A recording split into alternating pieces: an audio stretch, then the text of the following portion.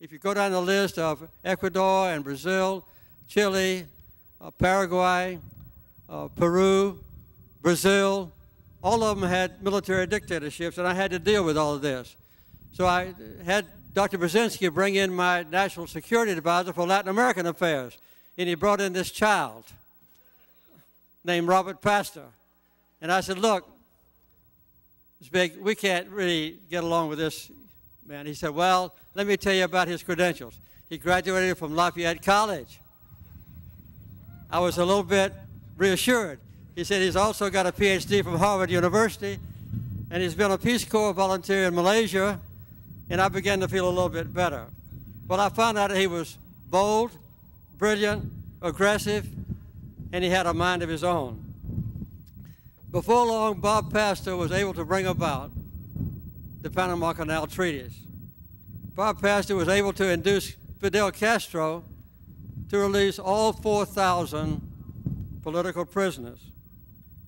Bob Pastor also made a major stride toward bringing normalized relations with Cuba. He initiated a human rights program that changed every single military dictatorship in South America to a democracy. And then later, when I left the White House and he involuntarily, because of the 1980 elections, I got him to come to the Carter Center to be the senior fellow for Latin American affairs. And again, he was an innovator. And we soon had a process of helping to monitor elections. Went into Panama, I went into Nicaragua first at Bob's direction, and we ended the Contra War and brought democracy to Nicaragua. And then we brought democracy to Panama. And since then, the Carter Center has followed in Bob's footsteps, and we just had our 94th troubled election in Kenya last month and brought a free and fair democracy to Kenya without any violence. And Bob then went to China, and Bob arranged with the Chinese officials for the Carter Center to monitor the elections in 650,000 little villages in China. And we did that for 15 years. And the villages in China, the little villages, are not part of the Communist Party system. The Communist Party starts at the townships of big cities, and then big cities, then counties and provinces, but the little villages are not part of the system. And Bob Pastor arranged for us to go in and monitor these elections, and now they have absolutely pure democratic elections in 650,000 villages in China, all because of Bob Pastor. We deal with trachoma, which is the #1 cause of preventable blindness. It's also caused by infected eyes. If you go into a village in Kenya or somewhere where have Maasai people or the Dinka children, from a distance you think the little children are wearing eyeglasses. When you get closer to them, you find that there's a ring of flies that stay permanently around the eyes, getting moisture from the eyeballs.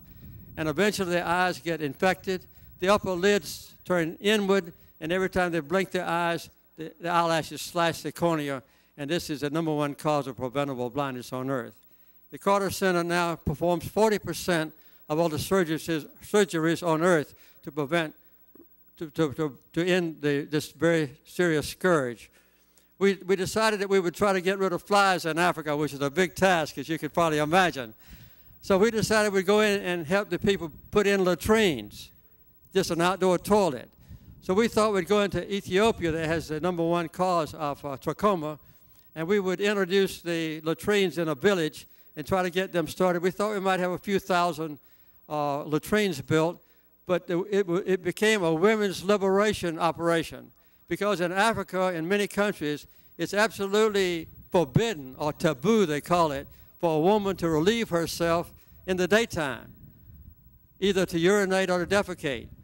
So the women's liberation movement saw these outdoor toilets that they could go in private during the daytime as a way for them to relieve themselves in the daytime.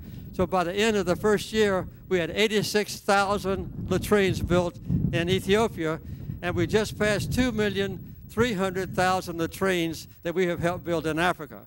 So now, instead of me being known as the one that brought peace between Israel and Egypt, I'm known as the #1 latrine builder in the world. As I said, I've been a professor at Emory University for 31 years now. And I deal intimately with students in all the departments in the university. And I see the attitude of students kind of go up and down in cycles. I would say now that there's a very encouraging realization among young people that the government can't do everything.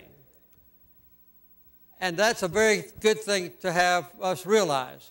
But the second thing is that most young people now realize that there are things that only the government can do for us, like have universal health care, and like have a good welfare system and a good education system, and to have security for our nation. But I think the combination of trust in government, and a government of which we can always be proud, as well as saying, okay, I have a lot of responsibility on my own. In my own community, I'll do the best I can to inculcate the things that I learned in church or synagogue or in a mosque. I'm going to put into being in my own environment, among my own circle of friends that might be large or small, the highest standards of human decency and morality and ethics and standards. And I want to see the same thing happen in my larger community of the United States of America. So I believe that this is what is now taking place in the minds of young people who have an unprecedented ability to communicate with each other and to share ideals that only exist really in the flexible mind of students. Because once you get out of college, you won't have that freedom that you have now or before you take on the responsibilities of a family and a job. You can dream great dreams and then figure out how I can do it together on my own initiative and working harmoniously with my government. So I think that combination is kind of new with this new generation, and I hope that that's the kind of thing that will originate here in Lafayette. Thank you, sir.